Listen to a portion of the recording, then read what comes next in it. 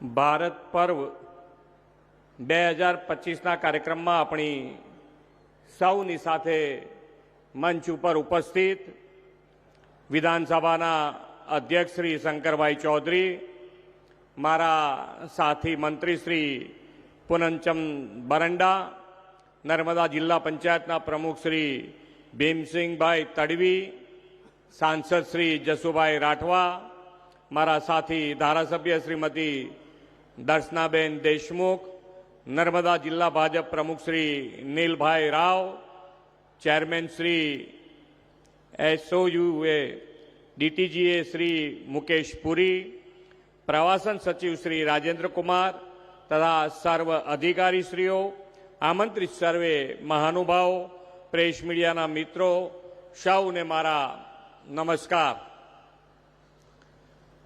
અખંડ ભારતના નિર્માતા, દેશના લોહ પુરુષ સરદાર વલ્લભભાઈ પટેલની ગઈકાલે 150મી જન્મ જયંતિની ઉજવણી દેશભરમાં થઈ છે। ભારતની એકતા, અખંડિતતાના પ્રણેતા એ વીર પુરુષને હું ભાવાંજલિ અર્પું છું।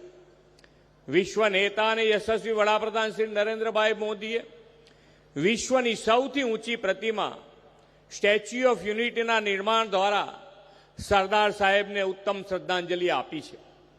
સરદાર સાહેબે 562 રજવાડાઓના વિલીનીકરણથી એક ભારતનું નિર્માણ કર્યું અને વડાપ્રધાન શ્રી નરેન્દ્રભાઈ મોદી વિકાસના માર્ગે શ્રેષ્ઠ ભારતનું નિર્માણ કરી રહ્યા છે।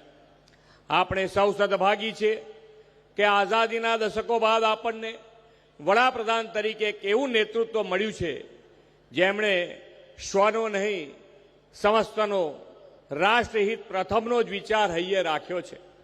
આઝાદી પછી વર્ષો સુધી સરદાર જયંતિ માત્ર પરંપરાગત બીબાઢાળ સરકારી કાર્યક્રમ બની ગયો હતો। આપણા મોદી સાહેબ એવા વિઝનરી લીડર છે કે જે કોઈને ન સૂજે તે તેમને સૂજે। તેમણે સરદાર વલ્લભભાઈ પટેલને ભારતની એકતા માટે આપેલા બહુમૂલ્ય યોગદાનનું યથોચિત ગૌરવ કર્યું છે। સરદાર સાહેબની જન્મ જયંતિએ રાષ્ટ્રીય એકતા દિવસ તરીકે ઉજવવાની પ્રેરણા 2014થી મોદી સાહેબે દેશવાસીઓને આપી છે। સરદાર સાહેબના વિરાટ કાર્ય જેટલી જ વિરાટ વિશ્વની સૌથી ઊંચી પ્રતિમા સ્ટેચ્યુ ઓફ યુનિટીથી આ વનવાસી પ્રદેશ વિશ્વના નકશામાં ચમક્યો છે।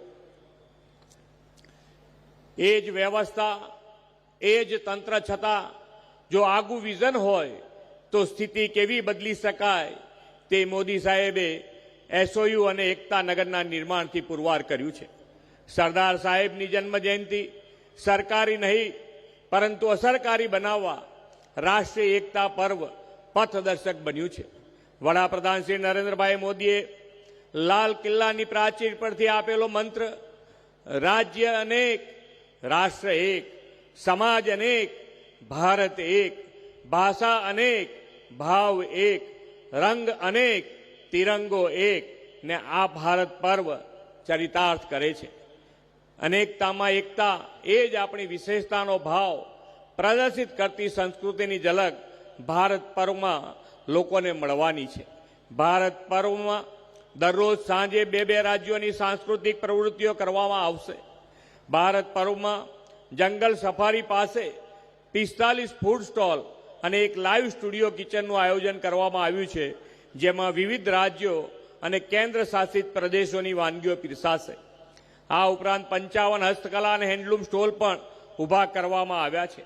અહીં ભારત દર્શન પેવેલિયનના વિવિધ રાજ્યોના પેવેલિયન બનાવવામાં આવ્યા છે, જેમાં તે રાજ્યોના પ્રસિદ્ધ પ્રવાસન સ્થળો અને સાંસ્કૃતિક વિશેષતાઓ દર્શાવવામાં આવશે। આદિવાસીઓના ભગવાન બિરસા મુંડાની પણ આ વર્ષે 150મી જન્મ જયંતિ ઉજવાઈ રહી છે। તેના ઉપલક્ષ્યમાં એકતા નગર ખાતે 15 નવેમ્બર બિરસા મુંડા જયંતિને વિશેષ પ્રસ્તુતિ યોજાશે। એક ભારત શ્રેષ્ઠ ભારત જેમ જ અનેકતામાં એકતાની ભાવના આપણા ઉત્સવો તહેવારોમાં પણ સાકાર થાય છે।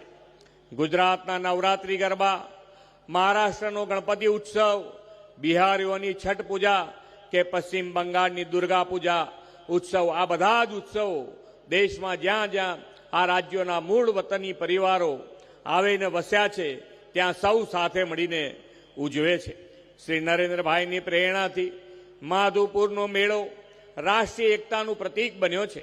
આ મેળો પૂર્વોત્તર રાજ્યો અને પશ્ચિમ ભારતને જોડે છે. તેમના માર્ગદર્શનમાં સૌરાષ્ટ્ર તાલીમ સંગમ, કાશી તમિલ સંગમથી ઉજવણીથી ભારતની એકતા અને અખંડિતતા વધુ મજબૂત થઈ છે. તેને આ ભારત પર્વ ઉજાગર કરે છે. એટલું જ નહીં, દેશના રાજ્યોના રાજભવનોમાં પણ જુદા જુદા રાજ્યોના સ્થાપના દિવસની લોકોના સંઘે ઉજવણીથી એક ભારત શ્રેષ્ઠ ભારતની ભાવના મોદી સાહેબે સાકાર કરાવી છે. હવે આ ભારત પર્વ દ્વારા આજથી 15 દિવસ સુધી એકતા નગરમાં સમગ્ર ભારત અને ભારતીય પરંપરાઓ પુનઃજીવિત થવાની છે. વિકાસ બી વિરાસત બી ની મોદી સાહેબની સંકલ્પના સાચા અર્થમાં પાર પડશે. વડાપ્રધાન શ્રી નરેન્દ્રભાઈ મોદીજીએ સ્ટેચ્યુ ઓફ યુનિટી અને એકતા નગર વિશ્વ કક્ષાનું પ્રવાસન કેન્દ્ર બને તે માટેનું વિઝન આપ્યું છે. સરદાર સાહેબની પ્રતિમાની સાથે સાથે અનેક પ્રવાસન આકર્ષણો આયામો જોડ્યા છે. ગઈકાલે જ વડાપ્રધાન શ્રી નરેન્દ્રભાઈ મોદી સાહેબે 367 કરોડના ખર્ચે આ એકતા નગરમાં નિર્માણ થનાર the museum of royal kingdom of ઇન્ડિયાનું ખાતમુહૂર્ત કર્યું છે. આદિવાસીઓના ભગવાન બિરસા મુંડાના નામ સાથે જોડાયેલા 303 કરોડના ખર્ચે નિર્મિત બિરસા મુંડા ભવનનું ઉદ્ઘાટન પણ તેમણે કર્યું છે. આજે એકતા નગર પ્રાકૃતિક પ્રગતિ અને સાંસ્કૃતિક વારસાના ઉદાહરણ તરીકે સમગ્ર વિશ્વને એક ભારત શ્રેષ્ઠ ભારતની ઝાંખી કરાવે છે. તેને આ ભારત પર્વ 2025 નવી ઊંચાઈઓ આપશે. વડાપ્રધાન શ્રી નરેન્દ્રભાઈ મોદીએ આત્મનિર્ભર ભારતના નિર્માણ માટેનો સંકલ્પ કર્યો છે. આ માટે સમગ્ર ભારતવાસીઓ સરદાર સાહેબના ચિંધ્યા એકતાના માર્ગ પર ચાલીને સ્વદેશીને અપનાવવાનું છે. આપણે હવે સ્વદેશીને જીવનનો હિસ્સો બનાવીએ. વોકલ ફોર લોકલથી સ્થાનિક અને સ્વદેશી ચીજ વસ્તુઓના ખરીદ વેચાણ ઉપયોગનો વેગ આપીએ. આપણે વડાપ્રધાનશ્રીના સૌના સાથ, સૌના વિકાસ, સૌના વિશ્વાસ અને સૌના પ્રયાસના મંત્ર પર ચાલીને આત્મનિર્ભર ભારત, એક ભારત શ્રેષ્ઠ ભારતના નિર્માણ માટે સંકલ્પબદ્ધ થઈએ. આ ભારત પર્વ એ માટે સૌને સદા સર્વદા પ્રેરણા આપતું રહેશે એવા વિશ્વાસ સાથે વિરમું છું. ભારત માતા કી જય. વંદે માતરમ. જય જય ગરવી ગુજરાત.